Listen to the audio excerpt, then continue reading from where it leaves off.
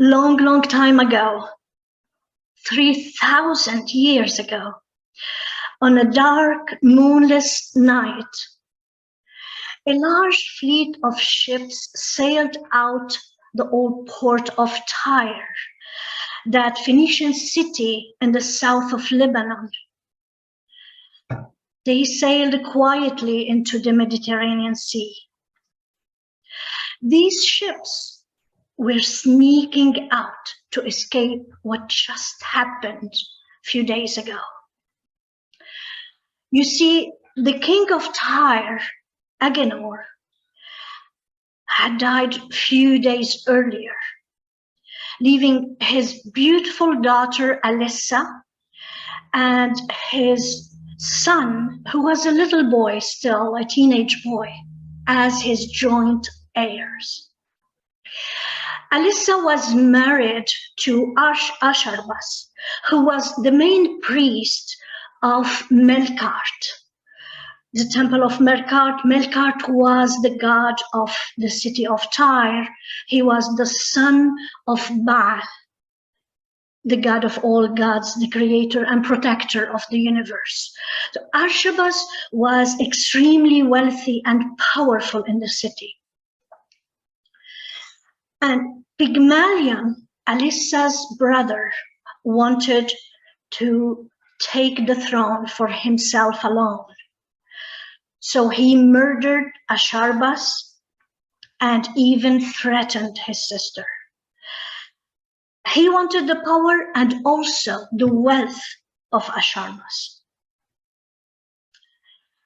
Now, Alissa feared for her life and her followers, and she wanted to just leave. She started to plan her escape secretly. But she went to Pygmalion, her brother, and said, "Brother, you're now my protector. My husband was killed. I'm not sure who killed him, how he was killed, but I don't have anyone else but you now to protect me. And I would like to move to your palace. You may take over Asharbas' castle and all what he owns." But during that alleged or supposed move, she did order the attendants that Pygmalion sent to help her transfer her belongings. She ordered them to throw the bags of gold that Asharbas, her late husband, owned. This was a kind of offering, she said to them, offering to his spirit. What happened indeed, the bags that were thrown into the sea were just bags of sand. The bags of gold were sneaked into the ships hiding by the shores of Tyre. She then gathered the nobles of Tyre, senators and others, and said, "Come join me, let's start a new life in another place. You don't want to stay here and face Pygmalion's anger when he discovers what happens to Asharbas' gold." Those senators weren't happy with Asharbas' tyranny and greed and the way he wanted to lead, and he was just a small boy. And they believed more in the leadership and wisdom of Alissa. So they followed her.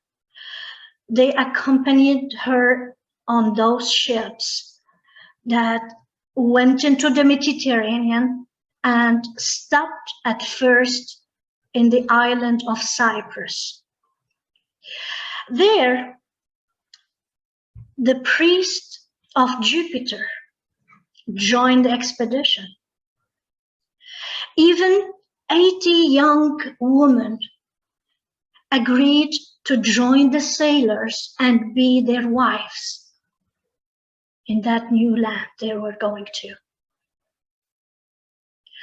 And the ships went into the Mediterranean Sea, and just landed on the shores of what is now Tunisia and the north part of Africa, northern African shores.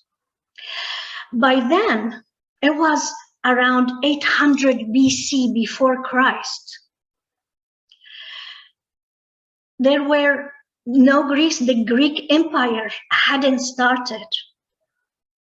It would start 500 years later. The Roman Empire wasn't there. It would start 800, almost 800 years later, around the year 27 BC. So the Berber tribes were the ones who reigned that area in North Africa. Alissa asked for a meeting with the Berber king, Iarbas, and said, King Iarbas, I would like to buy that land with the hill that's facing the Mediterranean Sea. And I will offer you a lot of gold for it. In fact, she offered him a very substantial wealth, a big amount of gold. He immediately agreed. Now the locals thought she was foolish. They said, well, that fool woman, she offers so much money for this piece of land that isn't larger than a bull skin, an ox hide. They used to use the ox skin to make hides for themselves. It's a very tiny piece of land. But Alissa and her Phoenician followers saw what the locals didn't see. From a distance, you cannot see how big that land was. And then the sailors started to joke and say, yeah, Alissa paid that big sum of money and gold and all other gifts, expensive gifts, to Iarbas, King Iarbas. That wouldn't fit an ox hide.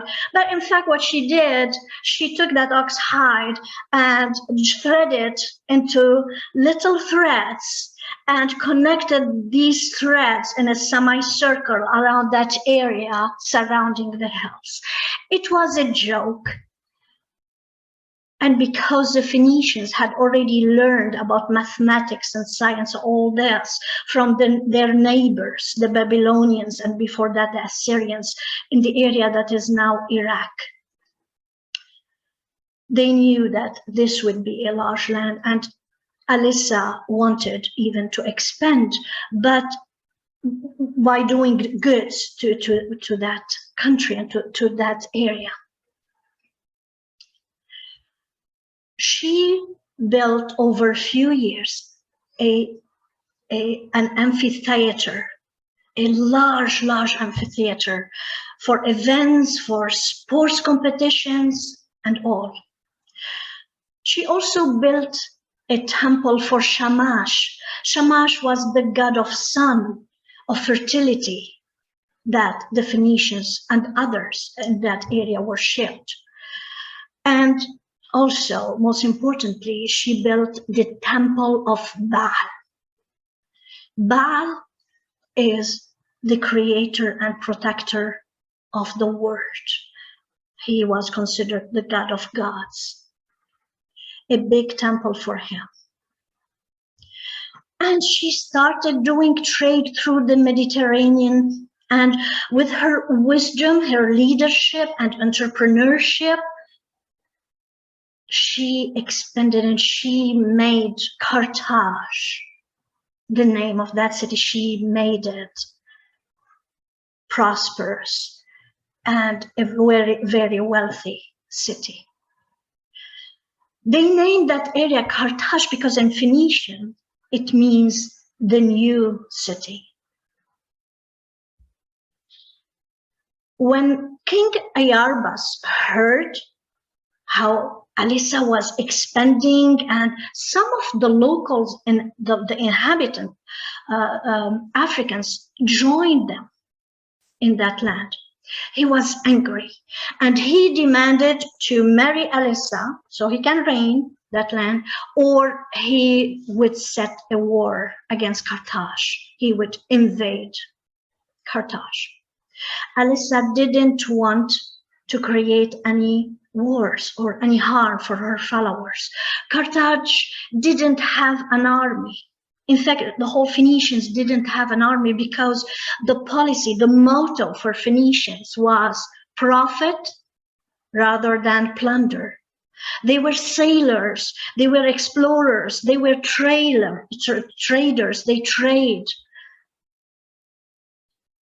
So she met with him and said, Ayarbas, yes, I agree to marry you, but you need to sign a treaty to say that after we get married, you won't attack Carthage, you will protect it, you will protect my city and people.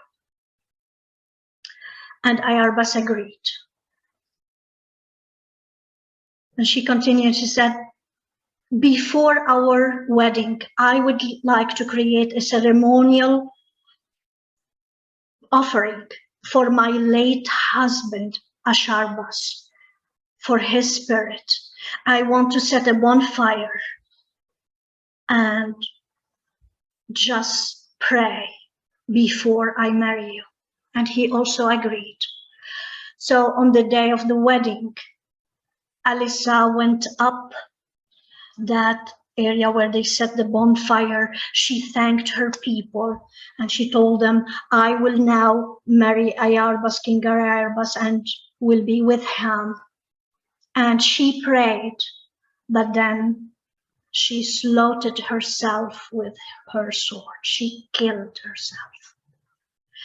It was for her people, so that her city gets safe and remains prosperous throughout the ages. And Carthage is still standing until these days in Tunisia, in the city of Tunis, the capital of Tunisia. And after that self-sacrifice, people kind of deified and worship the first queen ever that was in that area 1,000 years before the queens in Europe of England and other areas in Europe. She was the queen there in 814 BC and sacrificed herself for her people.